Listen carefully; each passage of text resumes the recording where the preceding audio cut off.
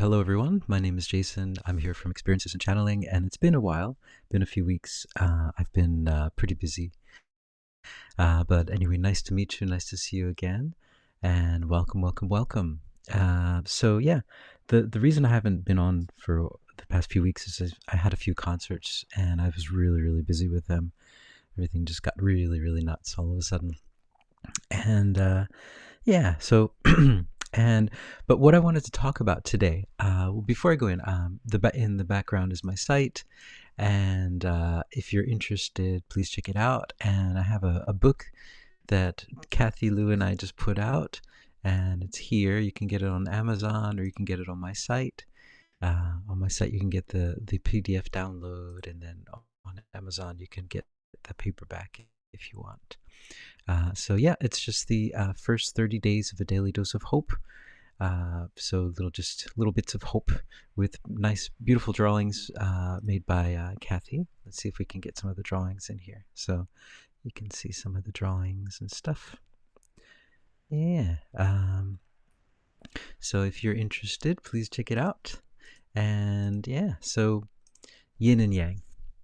So recently I was talking with my guides. Recently I've been experiencing a lot of warfare, spiritual attacks, different things happening.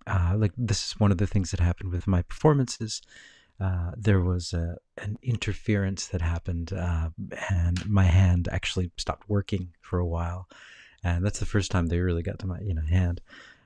But everything serves a purpose. Everything's for a reason. But I wanted to talk so I was talking to my guides about warfare, and so I was saying, why am I being attacked so much? Why?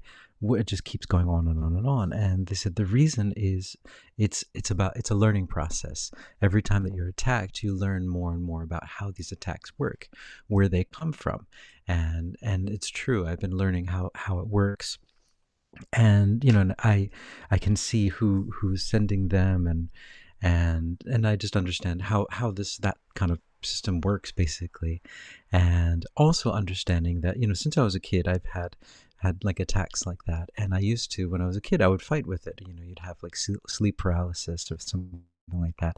And it's a physical, or it's a not physical, but it is a fight. You're fighting. It's a fighting of wills. But what I've been learning recently is that it's not that you. So the yin and yang symbol. What I've been realizing recently, and my guides have been confirming, is that when you fight, you lose. And so because there is no fight, and that's the illusion. And so you're chasing after windmills when you're fighting, and that's what the person that you're fighting against wants you to do. You're fighting into more and more and more confusion.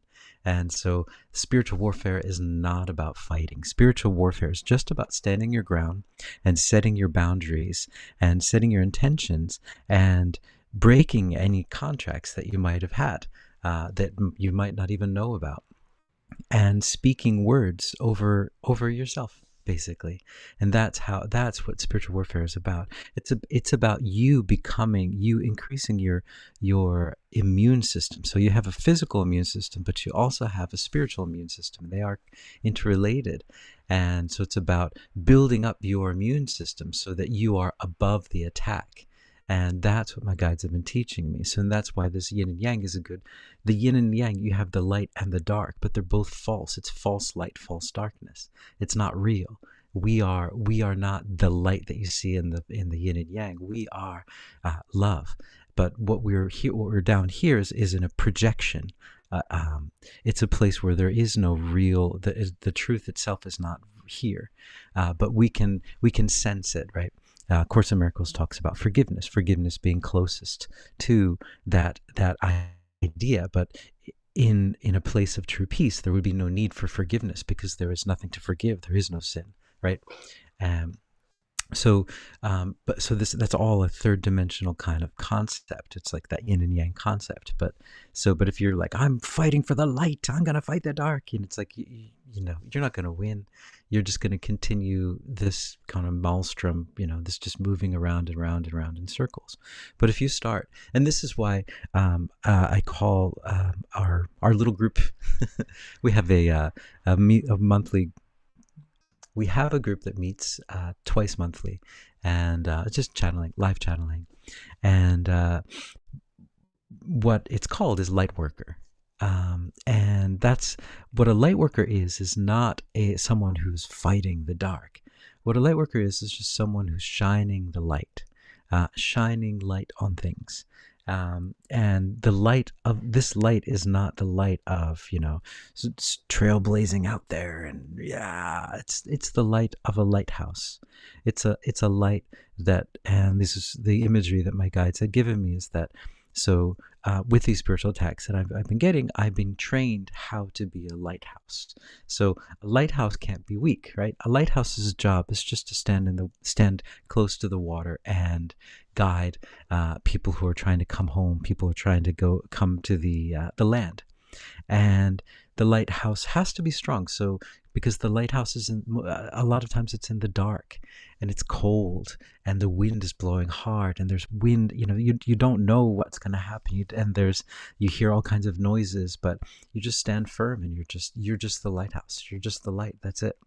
But in order to be a lighthouse, you have to build up your spiritual and physical immune system, because if you are a lighthouse that falls down, then you're not a very good lighthouse, right? So, and that's part of all of this that's going on at the moment. But yeah, I just wanted to share that stating your truth and praying as well is very, very powerful. And yeah, I think that's all I wanted to come on to say today to talk about. It's just that I've been learning that, and that you. Oh, so another thing I wanted to talk about. So the contracts, right?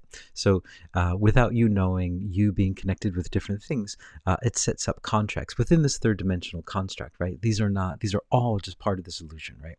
And and it's a little bit confusing even for me. But so the contracts exist, but they also don't exist in that sense. But it's a shared illusion in that sense, and so.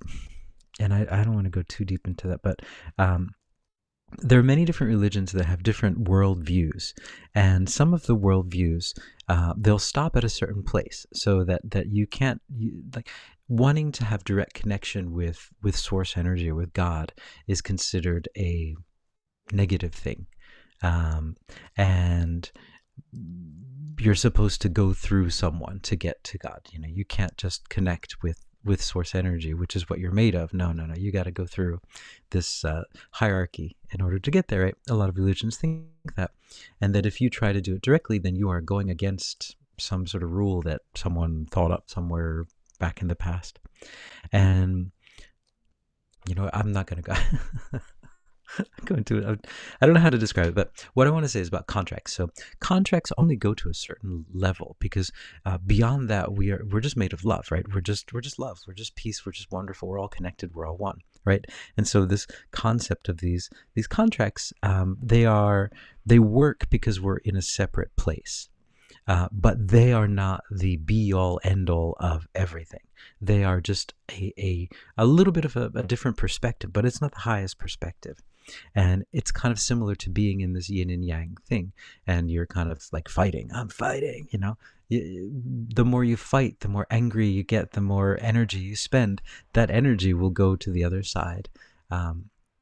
And I'm not really explaining it as well as I would have liked to explain it, but I just wanted to come on to talk about that spiritual warfare is not about fighting anything. It's about declaring where you stand is where you stand, and making your boundaries and saying, this is my territory, this is where I am, and this is where I live, and this is where I do what I want to do, and I want this place to be in peace. I want this place to be in love. And that's all. You're just stating it, and you're bringing down that love that you're a part of. You're just pulling it down from those higher dimensions. And that's what I think spiritual warfare is about. It's not about, you're not fighting anyone. What are you going to win? Who's going to win? But it's about declaring, hey, this is my space. This is where I stand. And you're not allowed in here if I don't let you in here. That's it. And this is, that's basically it. It's like a territorial sort of thing, or setting boundaries in that sense. It's not about being, monopolistic about it, like this is my territory. But it's just about, hey, this is a place of love. This is a place of peace. And if you're not going to bring the peace and love in this place, then you're not allowed in this space. This is a holy space. And I just wanted to bring that out. And yes, so being that it's my first time back in a few weeks, I'm a bit scatterbrained, but hopefully I got some of that across to you. But yeah, I hope everyone's doing well, and I just wanted to come on to talk about that. And yeah, so I'm going to be sharing a channeling video soon from our live channeling. And yeah, anyway, but I hope you guys are hopeful. And yeah, just declare your happiness, declare your space. This is your space, this is yours. And you don't have to be a part. It's just like in everyday life with contracts and things like that, contracting with people and things like that. You can get out of contracts, you can. And when you contract, for example, you make a promise with someone, or you do something, there are ways to talk about, setting your boundaries and not entering contracts that you don't want to be a part of. And that everything that you say is a part of that. You are a very powerful being. We're all very powerful beings here on this planet. And our voices and our words and our songs have so much power.